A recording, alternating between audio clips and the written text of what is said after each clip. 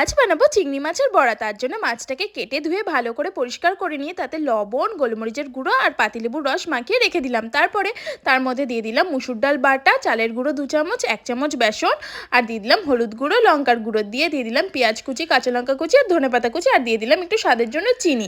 দিয়ে ভালো করে মাখিয়ে নিতে হবে। মাখিয়ে নেওয়ার পরে এদিকে আমি গ্যাসে একটা কড়াই বসিয়ে দিয়েছি, তাতে সাদা তেল ঢেলে সাদা তেলটাকে ভালো করে গরম করে নিতে হবে। তারপরে এক এক করে বড়াগুলোকে দিয়ে দিলাম।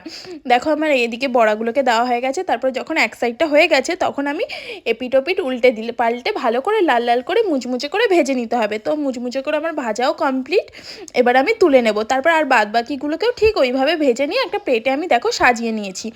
দেখতেও কিন্তু দারুণ লাগছে, খেতে তো অসাধারণ হয়েছিল। আমি এখানে ভাত আর ডালের সাথে লেবুর রস দিয়ে ভালো করে চিপে যখন মুখে দিলাম না, জাস্ট ওয়াও লেগেছিল। তোমরা একবার এরকম করে খেয়ে দেখো, দারুণ লাগবে। চলো টাটা, চ্যানেলটা সাবস্ক্রাইব করে পাশে থেকো, আবার দেখা হবে।